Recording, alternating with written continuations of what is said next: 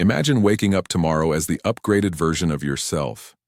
Not just a little fitter or richer or better at not burning toast, but a version so powerful, so self-assured, so completely beyond the normal rules of society that other people look at you and think, wow, is that person even playing the same game as the rest of us? That, my friend, is the dream that Friedrich Nietzsche was selling when he pitched the idea of the Übermensch, which roughly translates as Superman or Overman. And no, before you start picturing a dude in blue tights punching Lex Luthor, Nietzsche's Superman was not a comic book hero, although with his mustache he could have easily been the villain's eccentric philosophy professor. The Superman is not about flying or shooting lasers out of your eyes. It is about moral independence, self-creation, and going so far beyond conventional ideas of good and evil that you practically need a telescope to see them in the rearview mirror. Nietzsche wanted us to stop being domesticated sheep and start being wild, creative, unapologetically unique human beings who make their own values instead of downloading the standard ones from society like a lazy phone app update. And he did not whisper this politely either. Nietzsche basically screamed it from the philosophical rooftops while shaking a metaphorical hammer in everyone's face. This hammer, by the way, was not for violence, but for smashing the old idols of morality that keep us stuck thinking like medieval peasants, even in the modern world. The idea starts with this: most of us are living according to inherited moral codes. We are playing by rules written hundreds or even thousands of years ago, often by people who thought bathing once a month was excessive and that the earth was the center of the universe. Nietzsche said that if we really want to grow, we have to stop blindly following these hand-me-down rules and start writing our own. In his book Thus Spoke Zarathustra, Nietzsche describes the Superman as the next evolutionary stage of humanity.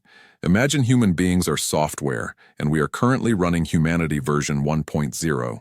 The Superman is humanity 2.0, a radical upgrade that is not just bug fixes, but a complete redesign with new features, like the ability to laugh in the face of chaos, invent new moral codes, and live fully without needing cosmic permission slips. But here is the twist. The Superman does not come from outside, like a savior swooping in to rescue us. The Superman comes from you, from inside, from building yourself up into something extraordinary. It is the ultimate do-it-yourself life project, except instead of repainting your kitchen, you are rebuilding your soul. Nietzsche said that this kind of transformation requires moving beyond good and evil. Now, do not panic. He was not telling people to become serial killers or evil masterminds. He meant that our traditional categories of good and evil are limiting. They are like an outdated GPS that keeps telling you to turn left into a lake because it does not have the latest map. These labels were invented by societies to control people, but they often smother creativity, individuality, and authentic living. For Nietzsche, the person aiming to be a Superman does not just follow morality like it is a pre-installed factory setting. They decide for themselves what values to live by. It is like switching from default mode to custom mode in life, which sounds fun until you realize it also means you cannot blame anyone else for your choices. And yes, that part terrifies people. We like to think we are rebels, but most of us still enjoy the comfort of someone else telling us what is right or wrong so we can avoid the stress of deciding. Nietzsche's Superman says, "Nope, I am the boss of me," which sounds empowering but also means you own your mistakes along with your victories. Now, this is where the self-creation part comes in. Nietzsche believed that becoming a Superman was like being an artist, except your artwork is yourself. You sculpt your mind, your character, your actions, until the life you are living is a masterpiece of your own design. And just like real art, not everyone is going to like it. Some people will think you are brilliant, others will think you are insane. And the Superman is totally fine with that, because when you are living by your own values, the crowd's approval is irrelevant. Think about it this way. If normal morality is like IKEA furniture, mass-produced, functional, safe, then Superman morality is like hand-carving your own chair out of a tree you cut down yourself. It might be weird-looking, it might have sharp edges, and it might confuse your dinner guests, but it is yours. It is unique, and if it breaks, you know exactly who built it. Nietzsche's concept also has a deep connection with his famous idea of the death of God. He did not mean that some cosmic being literally keeled over. He meant that in the modern age, traditional religious authority was losing its grip on people's beliefs. Without that old structure telling us what to do, humanity faced a terrifying question. Without divine rules, how do we decide how to live? For Nietzsche, the Superman is the answer to that question. The Superman does not crumble without the old rules. They thrive without them because they create new values from scratch. And if you think that sounds like a lonely, exhausting job, you are not wrong. But Nietzsche argued that it is also the most exciting, fulfilling work a human being can take on. So, how does this apply to you today, in a world where your biggest moral dilemma might be whether to buy oat milk or almond milk? Simple.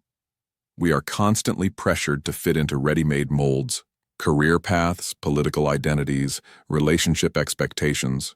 The Superman concept challenges you to ask, do I actually believe in this, or am I just following the default settings? If the answer is default, change it. Build your own moral compass. Do not just recycle someone else's. Practically, this means starting small. Try questioning one rule you have never really examined. Maybe you think you must work a 9-to-5 job because that is what responsible adults do. Is that actually true for you, or is it just societal background noise?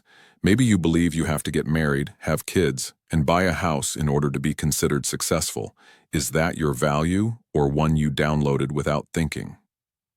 The Superman mindset says, curate your own beliefs like you curate your social media feed. Keep what inspires you, unfollow what drags you down. Nietzsche also warned about the opposite of the Superman, which he called the last man. This is the person who avoids challenge, seeks comfort above all, and lives a safe but empty life. The last man just wants Netflix, snacks, and no emotional turbulence. In modern terms, the last man is that guy who brags about watching 12 hours of television in one weekend as if it is a heroic achievement.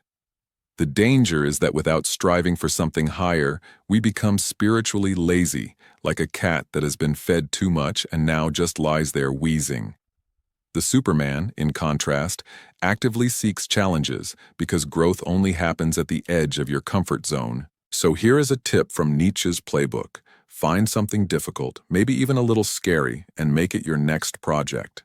Learn a skill that intimidates you. Speak an unpopular truth. Take ownership of a decision that really matters to you. Every time you do this, you take a step toward becoming your own version of the Superman. There is a psychological element here too. Modern research on self-determination theory backs up Nietzsche's intuition. Humans are most fulfilled when they feel autonomy over their choices, mastery over their skills, and a sense of purpose in their actions. The Superman checks all three boxes. Autonomy? They make their own rules. Mastery? They continuously improve themselves. Purpose? They live according to values they chose. And unlike people stuck in the good versus evil mindset, the Superman can adapt to changing circumstances without feeling like they betrayed some eternal law carved into stone tablets. Of course, the danger of misunderstanding Nietzsche is real. Some people hear beyond good and evil and think it is permission to be selfish or cruel. Nietzsche would roll his eyes at that. The Superman is not an excuse to trample others. It is a call to take responsibility for your own moral framework and live so fully that you inspire others to do the same. That is not tyranny. That is leadership by example.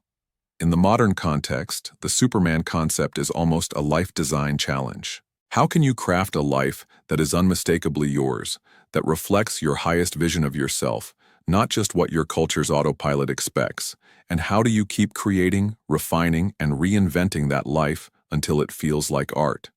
The takeaway is that the Superman is not a perfect person, and they are definitely not someone who has arrived at the final destination.